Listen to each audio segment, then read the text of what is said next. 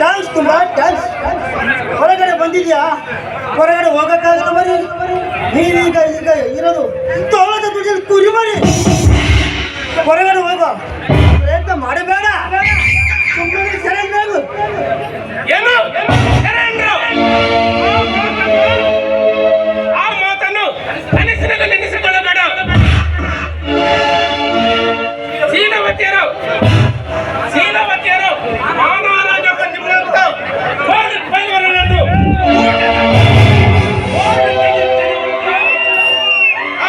ಅನ್ನೋದನ್ನು ಮಾತ್ರ ಮರಬೇಡ.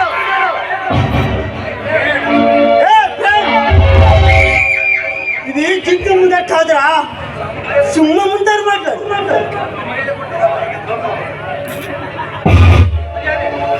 ಮರ್ಯಾದೆ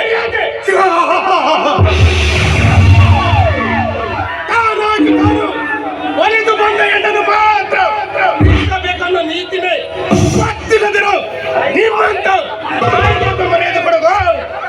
ನಿಮ್ಮಂತರನ್ನು ಊಟ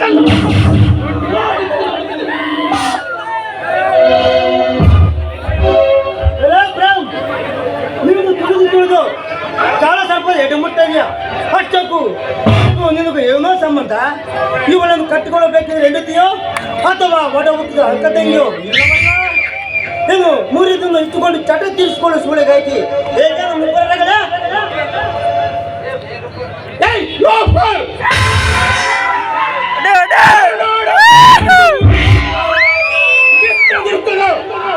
ಮಣ್ಣಿನ ಮಗನಾಗಿ ಇಂಥ ಮಾತನಾಡಕ್ಕೆ ಲಾಜಾಗುವುದಿಲ್ಲ.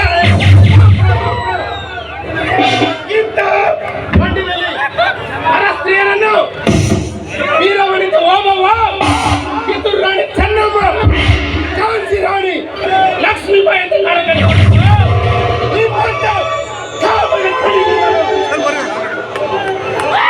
ಓಹೋ ಎಷ್ಟಾದರೂ ವೇದಾಂತ ಬಿಟ್ಟು ಪ್ರೀತ ಮಾಸು ಗಲ್ಲವನಿಂದ ಅಲ್ಲವೇ? ನಮ್ಮದು ಹಾಗಲ್ಲ. ನಿಮ್ಮ ಜೀವನದಲ್ಲಿ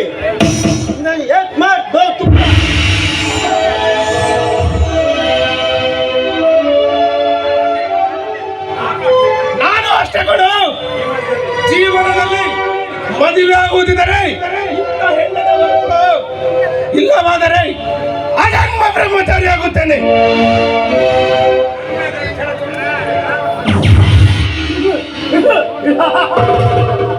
ನನ್ನನ್ನು ಕೆಳಕಟ್ಟು ಕೆಳಗಡೆ ನೀನಾಗಲಾರೆ. ಹತ್ತಿರ ನಾನು ಹೋಗುತ್ತೇನೆ. ಹೋದರು ಮತ್ತೆ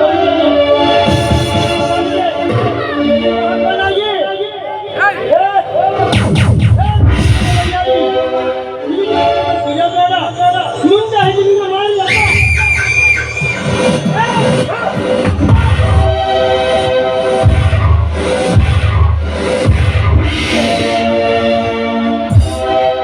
ಕೇಳಿದ್ರು ಅವನಾಡಿದ ಮಾತುಗಳು ಸಿಂಧು ಕಚ್ಚೋದಿಲ್ಲ, ಹೊಗಳಿಕೊಳ್ಳಲಿ ಬಿಡು. ಹೌದು ನೀನು ಒಬ್ಬಳಿಗೆ ನಿನ್ನ ಹೆಸರಲ್ಲಿ ಆ ದೇವಿಗೆ ಅರ್ಚನೆ ಮಾಡಿಸ್ಬೇಕು ಅಂತ ಬಂದ.